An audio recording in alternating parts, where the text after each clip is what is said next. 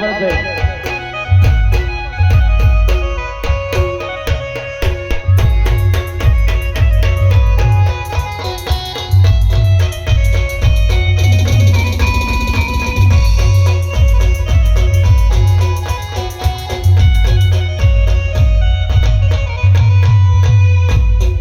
તો એ રામદેવ મહારાજને પીઠે જોડાવી છે કોઈ પણ મેળો બાકી હોય તો આવી જજો તો હવે બેનનો વારો પતી ગયો હવે આવે છે વારો મારા ભાઈઓનો તમારા ભાઈઓની અમે વિનંતી જે મળે તે અહીંયા દાન કરો અને રામદેવ મહારાજના મામા બનીને આવો આવી જાય તમારી બહેનો કોઈ પણ બેનો બાકી હોય તો આવી જાઓ નહીં તો હવે રામદેવ મહારાજની પાટેથી નીચે ઉતારવાના છે તો આવી જાઓ મારા ભાઈઓ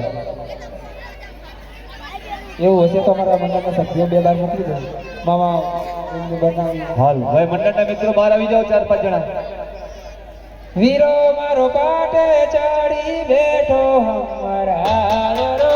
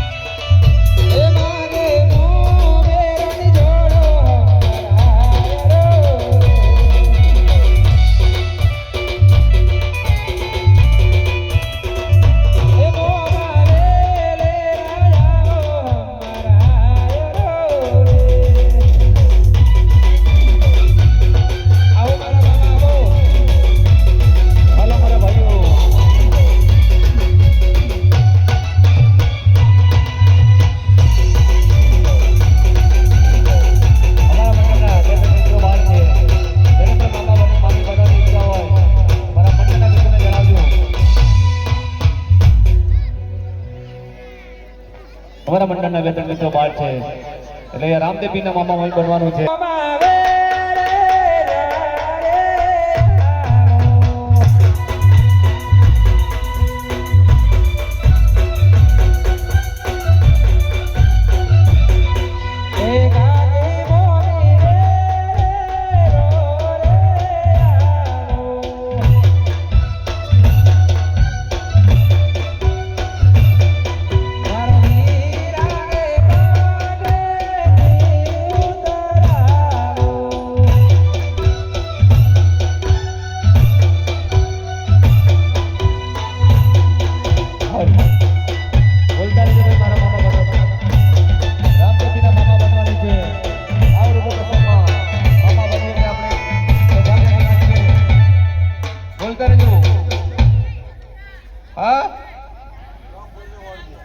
₹100 વાહ 100 રૂપિયા રામ ભરોસે મળે છે રામદેવના મામા બનવામાં બોલતા રહેજો ભાઈ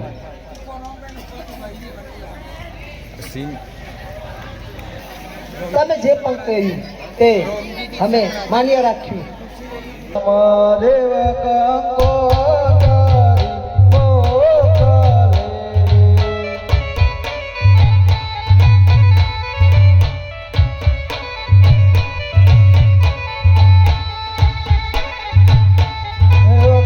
Bye.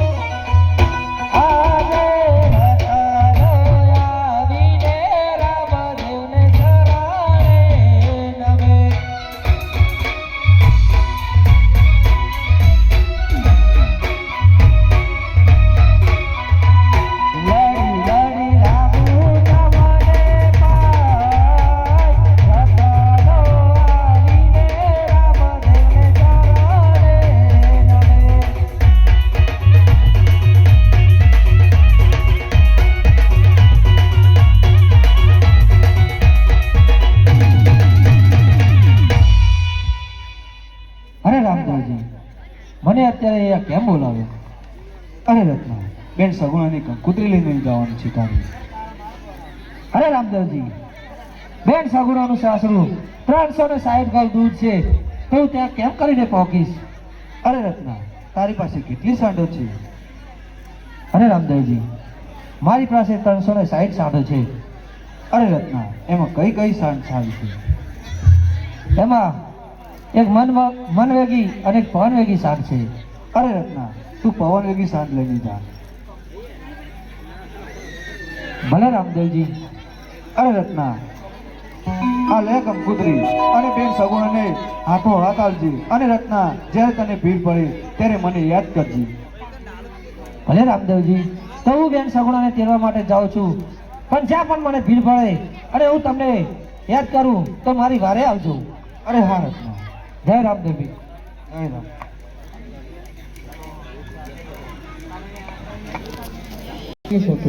તો રામ સપનાની રાત મારી સાસુ નણંદ ની જઈને કહ્યું કે આજે વવજી બોલાવે સાસુ માયા જોડે.